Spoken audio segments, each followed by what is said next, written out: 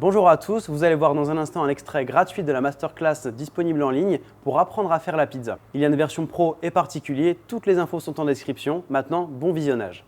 Alors là, ça va être top, ce qu'on va faire, c'est une biga 100%.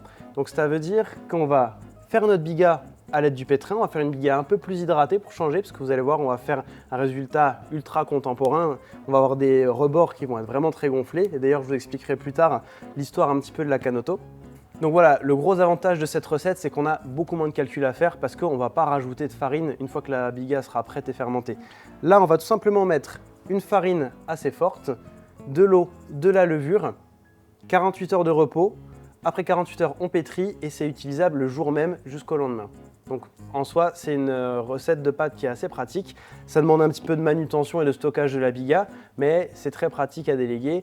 Quand vous avez des équipes à former, vous n'avez pas à leur expliquer tout ce qui est calcul, le pourcentage de biga, d'hydratation de la biga, la farine qu'il faut ajouter le lendemain en fonction des besoins. Donc ça, c'est quand même utilisé par beaucoup de pizzerias qui veulent le résultat doux et léger qu'apporte la biga. Là, je ne pouvais pas prendre une farine faible pour le coup. Je suis toujours sur ma 290 et c'est le minimum. W290 ou au-dessus. Si vous avez par exemple un W310, 330, là, vous aurez vraiment un résultat hyper explosif et une pâte que vous allez bien pouvoir hydrater jusqu'à 80% facilement. Là, on va déjà hydrater la biga à 60% pour aujourd'hui qui va fermenter. Et puis le reste de l'hydratation, on verra ça au moment du pétrissage. Là, j'ai 10 kg de farine. Je vais mettre 6 litres d'eau à température ambiante et 40 g de levure fraîche. Ok, comme ça, on aura 4 g de levure par kilo de farine. C'est parti. Bon alors, comme toujours, on commence par diluer notre levure dans l'eau. Hop. Et puis on met l'eau dans le pétrin. Là, vous voyez, il y avait encore un petit peu de saleté dans le pétrin, c'est les restes d'un empâtement que je viens de faire. Lavez toujours votre cuve quand vous avez fini, si vous ne refaites pas un pétrissage derrière. Parce que si vous avez des bouts qui sont tout secs, tout durs, ça va aller dans la nouvelle pâte et puis franchement, ça va compliquer l'empâtement.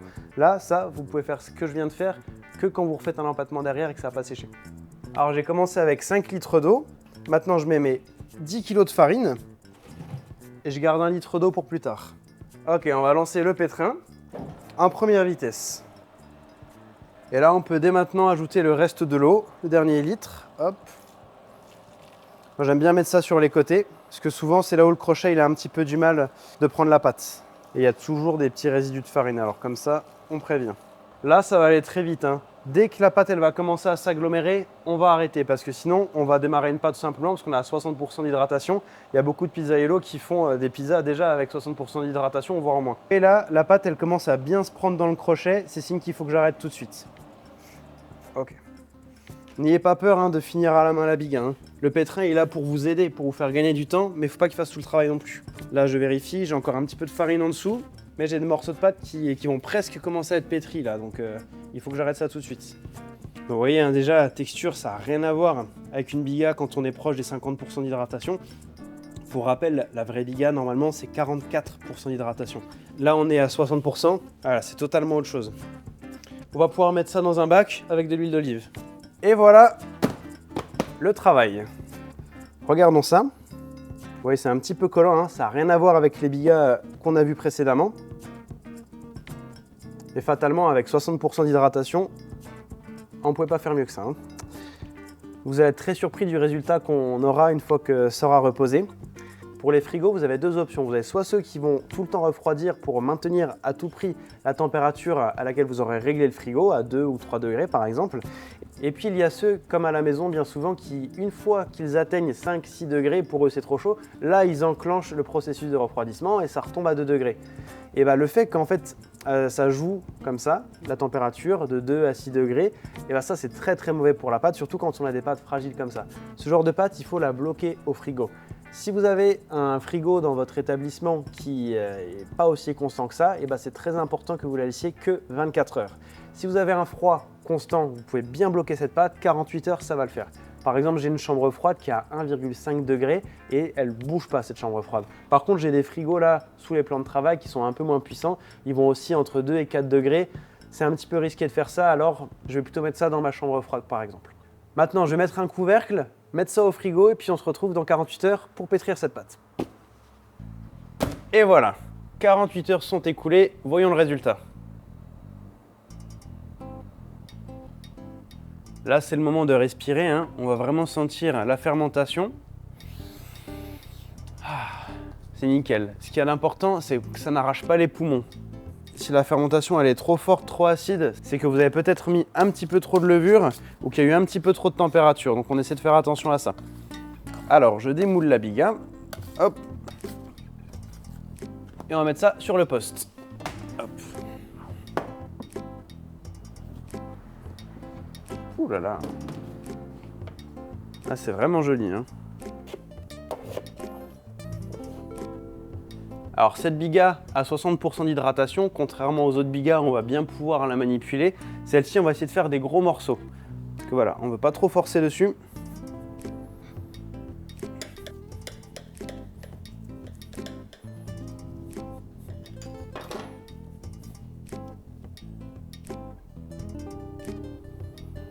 Ça sent bon. Ça a une petite odeur de bière, vraiment ça reste léger, c'est très plaisant. Alors au cas où, moi ça a failli être le cas, la biga elle a un petit peu levé. En fait elle a levé dans les premières heures. Et une fois que le froid l'a figé, elle a arrêté de lever. Si au niveau du couvercle vous commencez à avoir des petites croûtes qui se sont formées parce que ça a séché au frigo, admettons, très important, soit de les réhydrater pour que ce soit un peu plus mou, soit vous les enlevez carrément. Parce que ça va compliquer le pétrissage, c'est juste pas possible. Moi j'en avais eu un tout petit peu sur le bord, j'ai tapoté avec un petit peu d'eau. En 5 minutes c'est parti, voilà regardez, c'est les traces qui restent de ça. Avant c'était un petit bout dur et maintenant c'est redevenu mou, donc ça on peut le pétrir. Allez, ça n'attend pas, on place ça tout de suite dans le pétrin.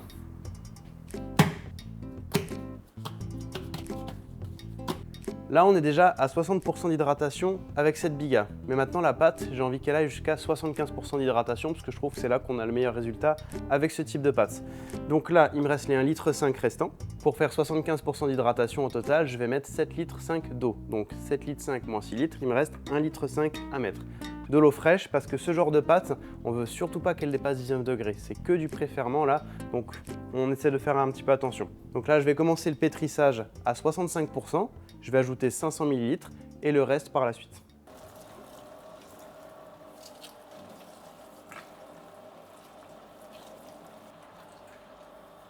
Alors là, la pâte se sépare, c'est tout à fait normal. Elle va se réhydrater, elle a beaucoup d'eau d'un coup. Et une fois qu'elle va se réunifier, on va amener l'eau petit à petit.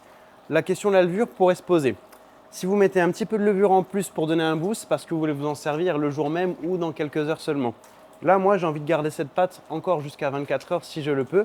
Alors, je ne vais pas rajouter de levure parce que tout ce qu'on a dedans qui a déjà bien travaillé, c'est suffisant.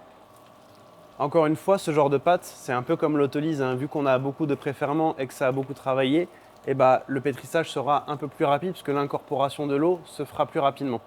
Donc, au lieu de faire quelque chose qui va durer entre 15 et 18 minutes habituellement, là, on va faire à peu près du 8 minutes en première vitesse et je dirais, allez, 2-3 minutes en seconde vitesse. Ça dépend après des puissances de chaque pétrin, mais là-dessus, à mon avis, on va partir comme ça.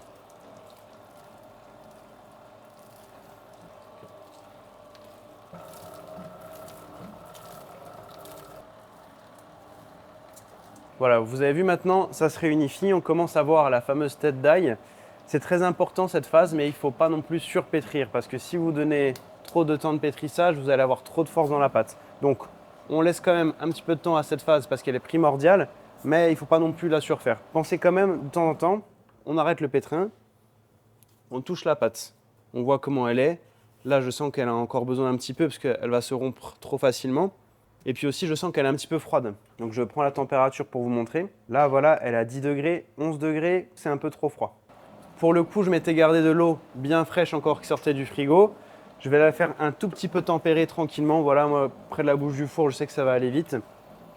Et voilà, on fait toujours ça, on s'adapte, on prend la température au fur et à mesure. Si ça monte trop vite, on calme avec de l'eau plus fraîche. Et à l'inverse, si on voit que c'est toujours trop froid, à ce stade-là, on sait que l'effet de friction ne suffira pas à nous amener à 19 degrés. Alors je chauffe un tout petit peu mon eau ou je change d'eau tout simplement.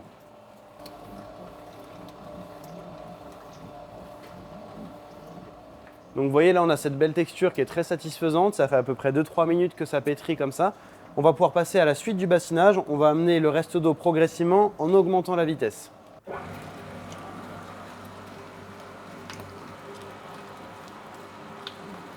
Là, on est en été. Alors, je mets 26 g de sel au kilo. Je mets un tout petit peu moins de sel que d'ordinaire. Et ça ne me dérange pas que ça chauffe un petit peu la pâte. Vu qu'elle est encore un petit peu en dessous, je ne fais pas ça trop non plus. Je garde un tout petit fil d'eau, quelques gouttes pour aider. On essaie vraiment d'hydrater assez rapidement, hein. Là, on a le phénomène de l'aqueous legata qui vient de se produire parce que j'ai un petit peu forcé l'eau. Il faut que ça aille un peu vite, hein, quand même. Ça peut arriver une fois ce phénomène. Ne le reproduisez pas deux fois, autrement vous allez avoir trop de force dans la pâte. Là, il me reste vraiment presque un tout petit fond d'eau. Je le garde au cas où, ça se trouve, je ne m'en servirai pas. On va toucher la pâte pour voir comment elle est aujourd'hui, parce qu'il y a des jours où on hydrate un peu plus, d'autres un peu moins. Ça dépend de l'hydrométrie ambiante. Donc, il faut vraiment devenir un peu sensible au toucher. Si on voit que la pâte elle est trop collante aujourd'hui, on met peut-être un petit peu moins d'eau. Si on voit qu'aujourd'hui elle peut boire un peu plus, on en met un petit peu plus, hein. Mais on reste toujours dans des 1 ou 2% d'hydratation en moins. Il ne faut pas changer fondamentalement l'hydratation.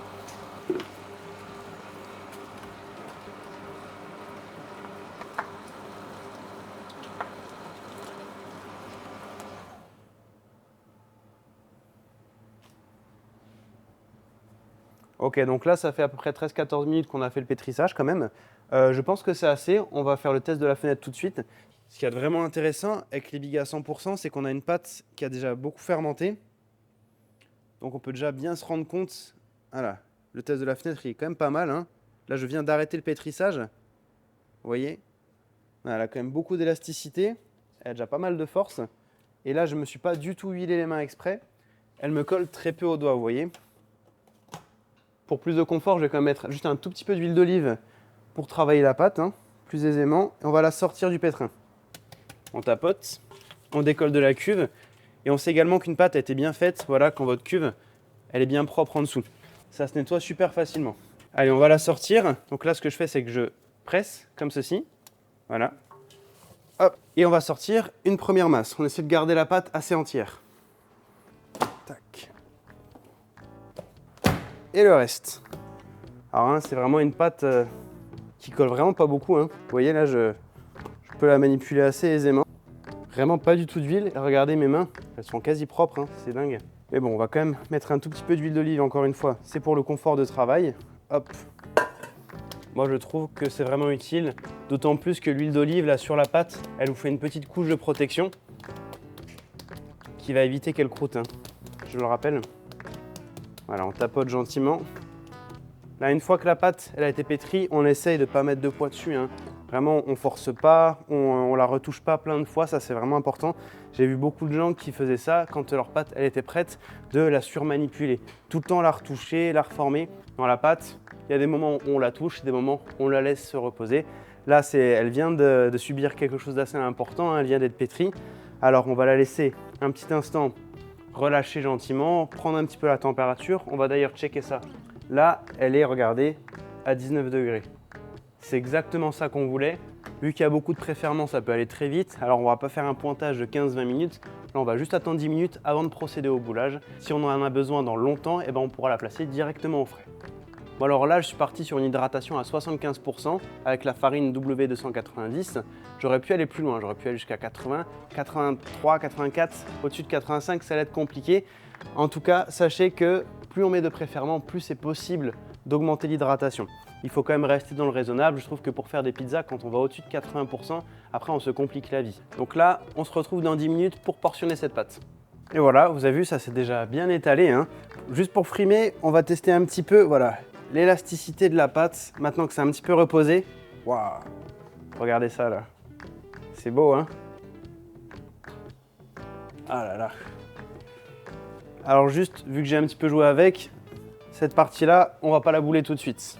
Hop. Moi, ce que je trouve idéal avec ce genre de pâte, hein, en technique de boulage, c'est vraiment faire simplement la mozzatura. Je m'huile un tout petit peu les mains, hop. Donc voilà, pour rappel, la mozzatura, on fait des jolis pains là, comme ça, tout simplement.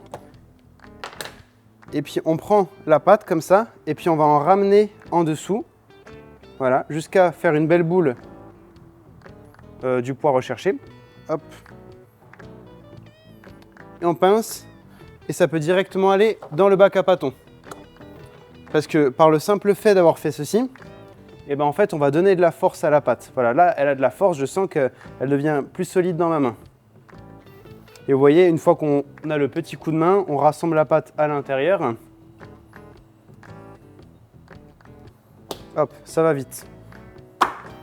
Voilà, toujours le côté brillant qui reste au-dessus. Hop, et ça va toujours rester au-dessus, hein.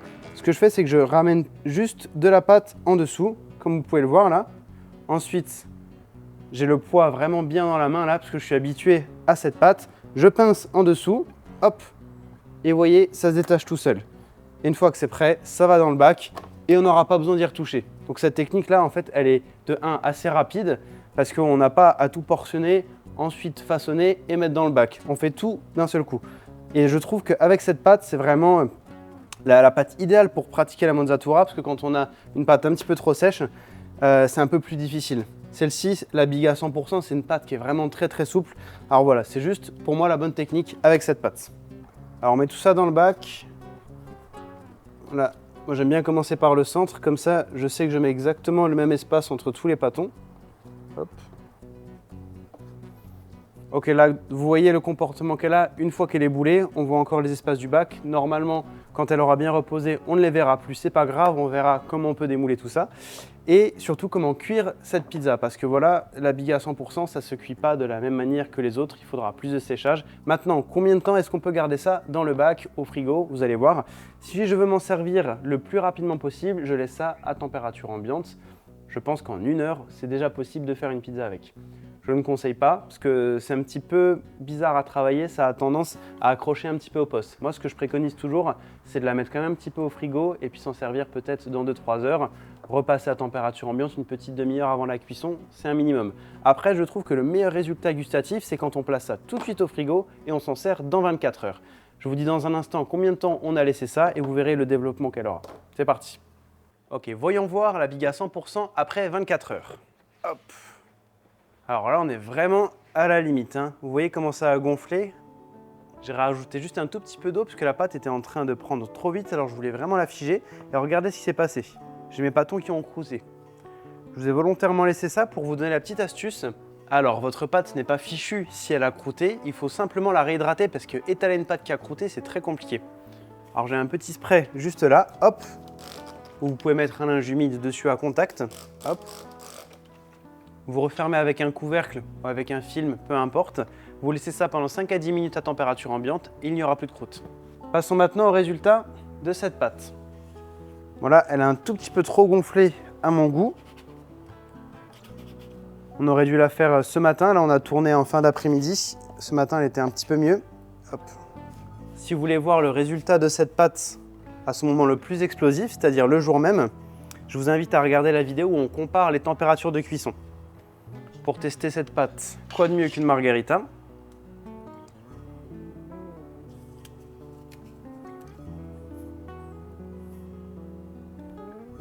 Là, je vous fais vraiment la margarita comme moi je l'aime, avec beaucoup de basilic, peu de mozza et pas mal de sauce tomate. Allez, c'est parti. Hop. Et go.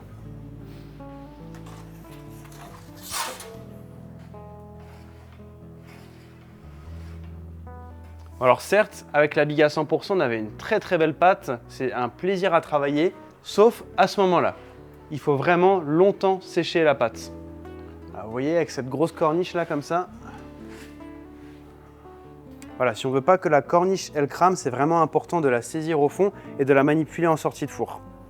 Bah, écoutez le bruit hein, quand ça sort du four. Oh là là, génial. Il est temps que je vous raconte un tout petit peu l'histoire de la pizza Canotto. Alors là, ce type de pizza napolitaine contemporaine, avec un aussi gros rebord, je vous l'avais déjà dit dans la précédente vidéo, c'est le style Canotto. Et le style Canotto, il est assez moderne également. En fait, ça a apparu dans les quartiers riches de Naples, à Vomero. Il y a des pizzaiolo qui ont commencé à faire vraiment des gros rebords pour qu'on s'aperçoive bien du travail de fermentation. La pizza napolitaine populaire à la base, c'est plus ce qu'on va retrouver chez Gino Sorbillo par exemple, une pizza un peu plus plate, mais le travail de fermentation est tout aussi bien fait. Ça a vraiment été une histoire de mode et je pense que ça s'est beaucoup accentué lorsqu'il y a eu l'apparition des réseaux sociaux parce qu'on va couper la corniche et on va vraiment facilement se rendre compte du travail de fermentation. Donc, quel que soit l'endroit où on coupe, quand vous voulez faire une démonstration, c'est assez impressionnant. Mais l'endroit où c'est le plus impressionnant en général, c'est quand on est proche d'une bulle, par ici ou par là. Le plus intéressant pour moi, pour couper cette corniche, ce sera ici et là, pour faire une jolie part. Et en plus de ça, je prends les ciseaux de Vincenzo Capuano qui nous a donné lorsqu'on est passé à Naples. Allez. Vous voyez tout l'alvéolage là. C'est vraiment très très joli, hein. C'est gage d'une bonne fermentation. Mais on peut aussi tricher et mettre plein de levure et avoir ce résultat, et ça, c'est la triste vérité. Donc, ça veut dire quand même que notre pâte, elle arrive au bon stade, hein, quand on a ce résultat-là. Et bon, notre combat, hein, en tant que Pizza Hello, c'est toujours d'essayer d'utiliser le moins de levure possible. Il ne faut pas exagérer non plus, hein, mais plus vous allez mettre de levure, moins ça va être digeste. Alors maintenant, pour le goût, vous voyez, c'est un petit peu plus mou, hein, la pizza.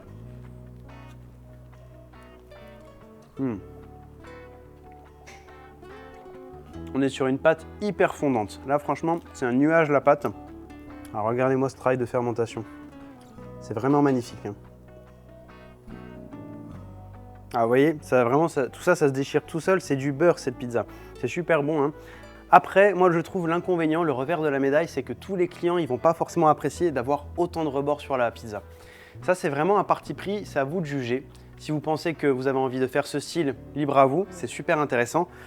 Après, pour les clients, moi, quand je faisais des trop gros bords, j'ai senti que ça coinçait un petit peu. Aujourd'hui, ils ont l'habitude, les gens, ils savent pourquoi ils viennent chez moi. Après, si vous ouvrez votre pizzeria et que vous voulez être fort dans votre style et vous affirmer là-dessus, pas de problème. Je pense quand même qu'il y a une mesure à garder. Moi, je ne servirai pas des pizzas avec autant de corniches et si peu de garniture en comparaison. Alors, petite conclusion sur la Biga à 100% et 75% d'hydratation, c'est un super produit. C'est pratique à calculer, donc si vous voulez déléguer à vos équipes, c'est top. Le seul revers de la médaille, c'est pour les clients peut-être, c'est un petit peu trop de corniches et aussi, il y a beaucoup de temps de séchage dans la bouche du four. Sinon, c'est quand même une pizza qui est véritablement excellente, alors testez cette pizza et jugez par vous-même. Merci à vous d'avoir regardé cette vidéo jusqu'au bout. Si elle vous a plu, n'hésitez pas à checker le lien en description pour accéder à la masterclass. Il y en a deux, une pour les particuliers, une pour les pros. Merci encore d'avoir regardé cette vidéo.